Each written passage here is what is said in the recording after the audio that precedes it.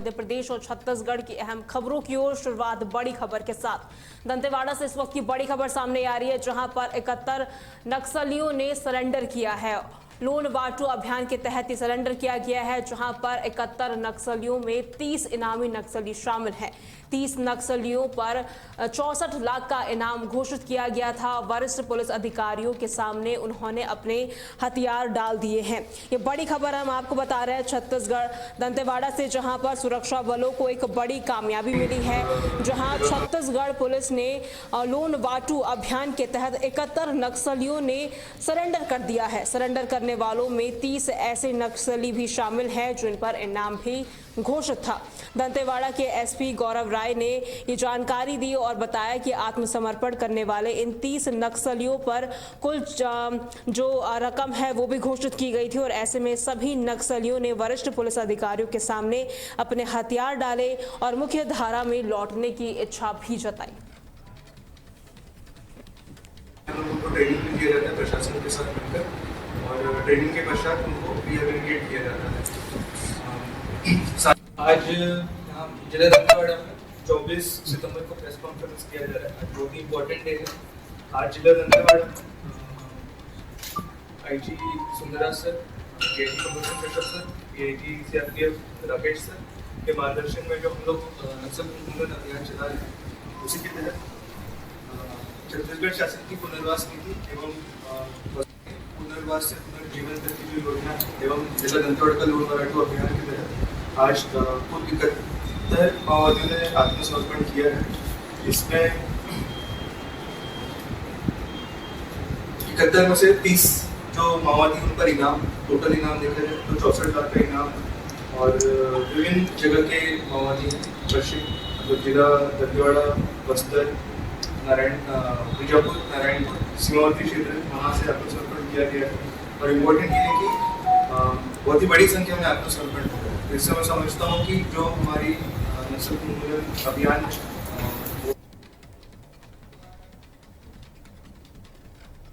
और इसी खबर पर हमारे साथ हमारे संवाददाता कृष्णा पटेल जुड़ चुके हैं। कृष्णा, देखिए 71 जो नक्सली हैं उन्होंने सरेंडर किया है। ऐसे में जो अभियान चलाया जा रहा था छत्तीसगढ़ में नक्सल विरोधी अभियान, कितना सफल होता हुआ नजर आ रहा है?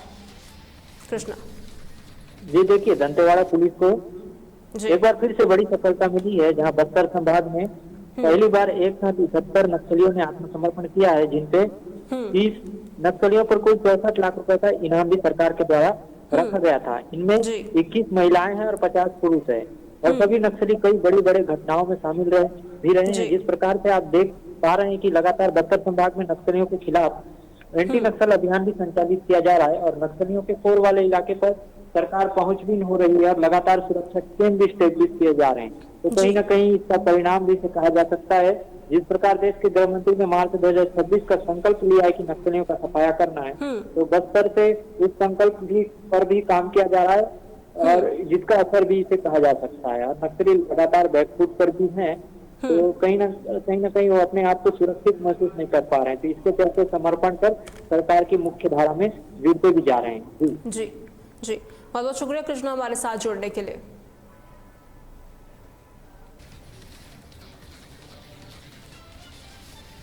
रुक करते हैं खबरों की ओर, जहां मुख्यमंत्री डॉक्टर मोहन यादव बुधवार को बालाघाट जिले के कटगी में एक किसानों को एक बड़ी सौगात देंगे। इस दौरान समर्थन मूल्य पर धान बेचने वाले 6,69,000 किसानों को 4,000 रुपये प्रति हेक्टेयर की दर से बोनस राशि वितरित की जाएगी।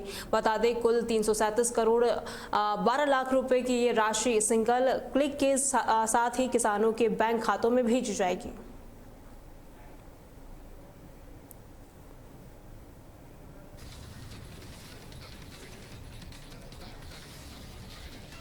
वहीं केंद्रीय मंत्री शिवराज सिंह चौहान ने मंगलवार को अचानक भोपाल स्थित प्रदेश कार्यालय पहुंचकर प्रदेश अध्यक्ष हेमंत खंडेलवाल से मुलाकात की। इसके बाद दिल्ली में मुख्यमंत्री डॉक्टर मोहन यादव भी शिवराज सिंह चौहान से भेंट करने पहुंचे। इस दौरान मुख्यमंत्री यादव ने उन्हें वैदिक घड़ी भेंट की, जिसके बाद दोनों नेताओं ने अपनी मुलाकात की तस्वीरें सोशल मीडिया पर साझा की।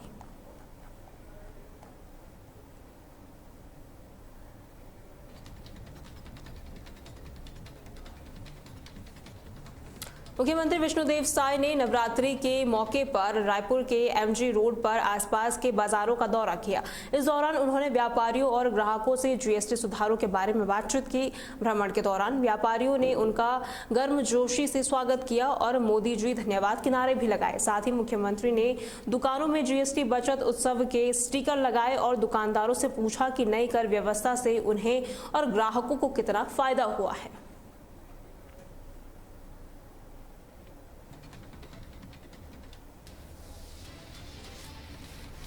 खबर भोपाल से है, जहां बुधवार को सांसद खेल महोत्सव का भव्य शुभारंभ किया गया, जिसका उद्घाटन मुख्यमंत्री डॉक्टर मोहन यादव ने किया। इस मौके पर मुख्यमंत्री ने खिलाड़ियों की सराहना करते हुए कहा कि हमारी सेना हो या खिलाड़ी पाकिस्तान को हमेशा धोने का काम करते हैं। उन्होंने प्रतिभागियों को प्रोत्साहित करते हुए कहा कि आप सभी खूब दूध पियो, खूब घी खाओ और साथ ही खूब खेलो।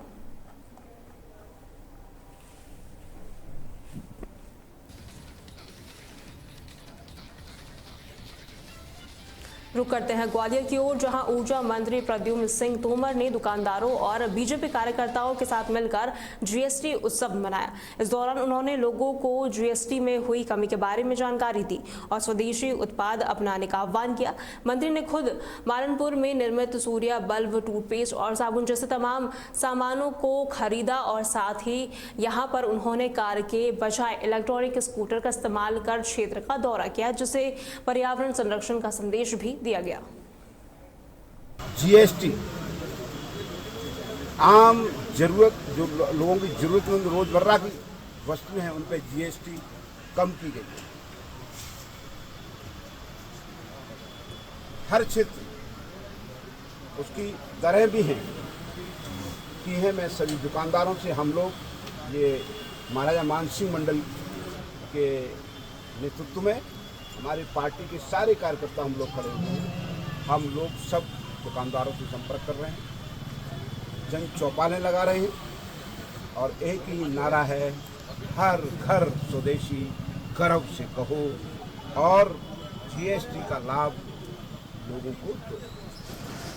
जीएसटी हर चीज़ में किसानों के लिए, उनके जो किसान में आने वाले उपकरण हैं उनमें जीएसटी कम हुई है।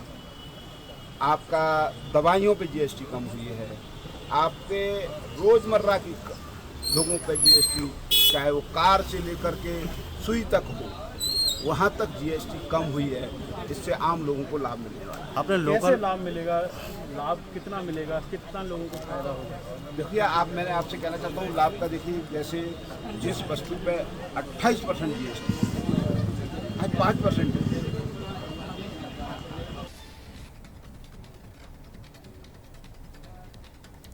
खबर इंदौर से है, जहां जिला अस्पताल आयुष विभाग में राष्ट्रीय आयुर्वेद दिवस मनाया गया। इस दौरान कार्यक्रम में आयुर्वेद विशेषज्ञों ने स्वास्थ्य से संबंधित महत्वपूर्ण जानकारी दी। डॉक्टर शीतल कुमार सोलंकी ने गुर्दा रोगों में शारसूत्र चिकित्सा सेवा और डॉक्टर की जो तमाम चीज़ें हैं, यहाँ पर जो बीमारियाँ भी बढ़ रही है उसको लेकर भी बचाव पर चर्चा की। इस आयोजन का उद्देश्य आयुर्वेद की प्राचीन परंपरा को आधुनिक स्वास्थ्य प्रणाली से जोड़ना और लोगों को स्वास्थ्य के प्रति जागरूक करना था।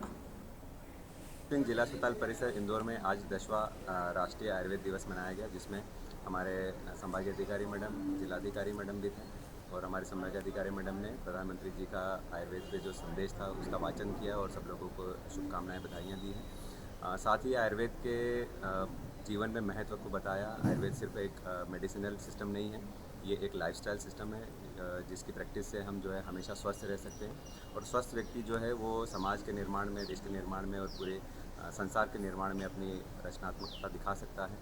तो आयुर्वेद का जो थीम है इस बार का, वो इसी पे है कि हम आयुर्वेद से जन जन तक पहुँचे और पूरी धरती के लिए जो है कल्याणकारी काम कर सकें। आपका नाम? मैं डॉक्टर शीतल कुमार सोलंकी, विशेषज्ञ आयुर्वेद, जिला अस्पताल परिसर इंदौर।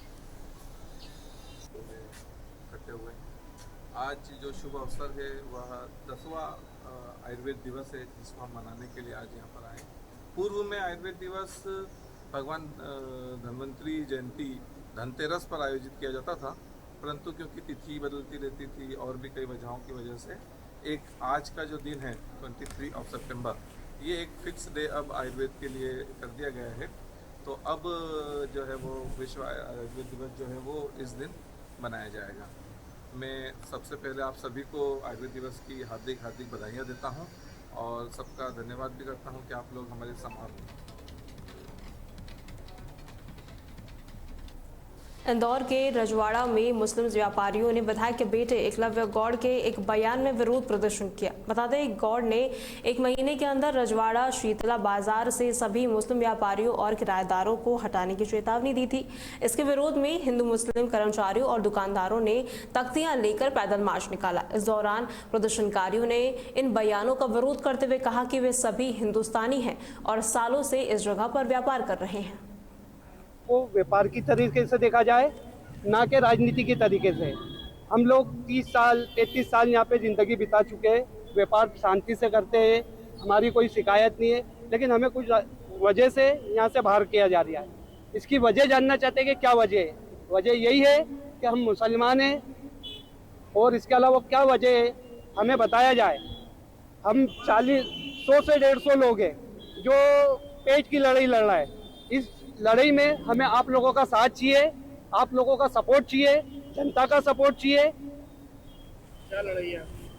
हमें नौकरी से निकाला जा रहा है और दुकानों को खाली कराने का अल्टीमेटम दे दिया गया है। हमारे सेठ लोगों को थोड़ा सा दबाव बना के बोला गया है कि आप इनको निकालो, नहीं तो हम हमारे हिसाब से करेंगे। किसके द्वारा दिया गया था? क्या प्रदर्शन? एक संविधान ये उठी है कि शासन प्रशासन हमारी बड़ी हेल्प करे जाए कि हमारे करीबन 300 से 400 व्यक्ति हमारे शीतला माता बाज़ार में सब रोजी रोटी का व्यापार करते हैं। उस व्यापार को ख़त्म करने का निर्णय लिया है। किसने लिया?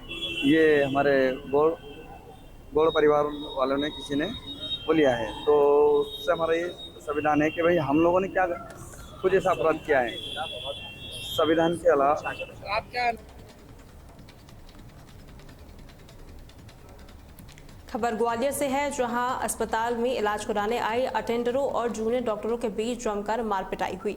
बता दें, अटेंडरों ने लिफ्ट खाली करने से मना कर दिया था, जिसके बाद आधा दर्जन अटेंडरों पर डॉक्टरों पर हमला कर दिया। वहीं इस हमले में डॉक्टर मोहित बामल और नितिन राठौर गंभीर रूप से घायल हो गए, जबकि उन्हें बचाने आए अन्य डॉक्टर भी घायल हुए हैं। घटना का जो फुटेज है सीसीटीवी कैमरे में कैद हो चुका है और पुलिस मामले की जाँच कर रही है। क्षेत्र में जेएच परिसर में ये घटना हुई है। इसमें एक पाल समाज के कुछ लोग, उनके परिजन थे जो कि काफ़ी गंभीर रूप से बीमार थे और इनको लेकर ये वहाँ गए थे। डॉक्टर द्वारा इनका इलाज किया गया, लेकिन वो इलाज के दौरान या इलाज के बाद उनकी मृत्यु हो गई। इनमें अटेंडर द्वारा, डॉक्टर द्वारा उनको आईसीयू में अंदर जाने से रोका, तो इन्होंने उनके साथ में मारपीट की घटना को अंजाम दिया। परिजनों ने ऐसे 4 लोग थे जो कि इनका पाल करके इनका नाम है, इन चारों ने वहाँ पर से डॉक्टर के साथ मारपीट की घटना को अंजाम दिया। इसमें जो पीड़ित डॉक्टर हैं वो थाने पर शिकायत की थी। इसमें मारपीट की धाराओं में और शासकीय कार्य की बाधा में डालने की धाराओं में अपराध पंजीबद्ध कर विवेचना में लिया गया है। इसमें अभी हम पूछताछ कर रहे हैं। वहीं ग्वालियर पुलिस ने चाचा भतीजे के कार से कुचलकर मारे जाने को लेकर जिस तरीके से कोशिश की गई थी और 2 फरार आरोपियों को गिरफ्तार कर दिया है। बता दें, आरोपी राहुल और विकास करीब 1.5 महीने से फरार चल रहे थे, जिसके बाद पुलिस दोनों आरोपियों को गिरफ्तार कर उनसे पूछताछ कर रही है। पुरानी थाना पुरानी छावनी में एक घटना सामने आई थी। इसमें एक अखिलेश राजपूत और एक दिलीप राजपूत, ये दोनों लोग बाइक से जा रहे थे और एक कार सवार द्वारा जो कि सफारी से लेकर आए, जिन्होंने उन पे हमला करने का प्रयास किया था। एक्चुअली ये घटना जो पूर्व में हुई थी, ये कांवड़ यात्रा को लेकर इनमें पूर्व में विवाद हुआ था इन दोनों पक्षों में। बाद में इन्होंने इनको अपनी कार से कुचलने का प्रयास किया। इसमें थाना पुरानी छावनी में पीड़ित की शिकायत पर अपराध पंजीबद्ध कर विवेचना में लिया था। कुचलने का प्रयास करने वाले 2 आरोपी थे, इनको वहीं ग्वालियर के चिनौर थाना क्षेत्र में एक 16 साल की किशोरी के साथ उसके दूर के रिश्तेदार भाई ने दुष्कर्म किया है। इस दौरान आरोपी ने किशोरी के अश्लील फोटो और वीडियो भी बना लिए और बाद में उसे ब्लैकमेल करने की कोशिश भी की, जिसके बाद किशोरी ने परेशान होकर अपनी मां और फिर पुलिस को पूरी घटना के बारे में जानकारी दी। वहीं पुलिस ने तत्काल कार्रवाई करते हुए आरोपी पवन को गिरफ्तार कर लिया है। थाना चिनौर में एक घटना सामने आई थी। इसमें एक 16 वर्षीय किशोरी के साथ में एक आरोपी पवन कुशवाहा, जो कि उनका दूर का रिश्तेदार भी लगता था, इसके द्वारा इसको धूमेश्वर मंदिर ले जाने का कहकर और इसके साथ में रास्ते में ही किसी जंगल में दुष्कर्म घटना को अंजाम देने की घटना ये सामने आई। इसमें पीड़ित की रिपोर्ट पर इसमें दुष्कर्म की धाराओं में अपराध पंजीबद्ध कर बेचना में लिया गया था।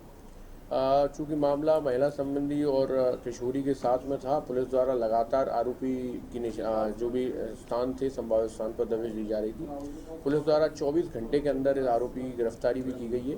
एक बड़ी सफलता इसमें ग्वालियर पुलिस, चिनौर पुलिस को मिली है। इसमें वरिष्ठ अधिकारियों के मार्गदर्शन में आरोपी पवन कुशवाहा को ग्राम किशनपुर से, जो कि इसके जीजा का घर है, वहाँ से इसको गिरफ्तार किया गया। आरोपी अभी अभिरक्षा में है, इससे हम पूछताछ कर रहे हैं। इससे एक जो घटना जो मोटरसाइकिल है वो भी जब्त की जा रही है। इसने बताया है कि ये मोटरसाइकिल इसके जीजा के घर के पास में रखी है। इसकी निशानदेही पर उसको भी जब्ती कार्रवाई भी कर रहे हैं। इसमें हमें और भी खबर देवास से है, जहां पर कांग्रेस के किसान मोर्चा ने अपनी मांगों को लेकर विरोध प्रदर्शन किया और साथ ही ट्रैक्टर रैली निकाली। इस दौरान सैकड़ों की संख्या में कांग्रेस कार्यकर्ता और किसान इसमें शामिल हुए। ये रैली देवास भोपाल बाईपास से शुरू होकर भोपाल चौराहे तक पहुंची, जहां प्रशासन ने उन्हें रोक दिया। इसके विरोध में कांग्रेस कार्यकर्ताओं ने अपनी ट्रैक्टर ट्रॉलियों को वहीं छोड़कर पैदल ही वो रैली में आगे बढ़ने शुरू हो गए। कांग्रेस किसान मोर्चा के जिलाध्यक्ष ने कहा कि प्रशासन के इस कदम को अनुचित बताते हुए उन्होंने कहा कि किसानों की मांग को लेकर ये विरोध प्रदर्शन किया जा रहा है। आज किसानों की मांग को लेकर कांग्रेस के द्वारा एक ट्रैक्टर रैली का लेकर शहर में प्रवेश कर रहे थे, जिसमें जबकि आप सभी को ज्ञात है कि नवरात्रि के पर्व को देखते हुए काफी संख्या में श्रद्धालु शहर के अंदर मूवमेंट उनका चल रहा है, जिस पर बातचीत करके 5 ट्रैक्टरों की उनको अनुमति शहर के अंदर प्रवेश की दी गई है और बाकी अन्य ट्रैक्टर है उनको डाइवर्ट किया गया। पहले पुलिस प्रशासन की इनसे बात नहीं हुई थी, तो इतने ट्रैक्टर इकट्ठे हो गए? पहले भी बात चली है और सामंजस्य से ही ये सब चीजें आज पूरी जो है उसमें आगे काम किया गया। कहना था कि पहले आपने परमिशन की उनके पास, उसके बाद एंड टाइम पे कैंसिल करिए। परमिशन के लिए उनके द्वारा आवेदन दिया गया था और चूंकि शहर में सभी जगह दुर्गा माता के पंडाल स्थापित हैं, श्रद्धालुओं का आवागमन है, इस कारण से उनको समझाइश दी गई कि अंदर के न जाते हुए आप एबी रोड से चले जाएं और 5 ट्रैक्टरों को उनको निकालने की परमिशन दी गई।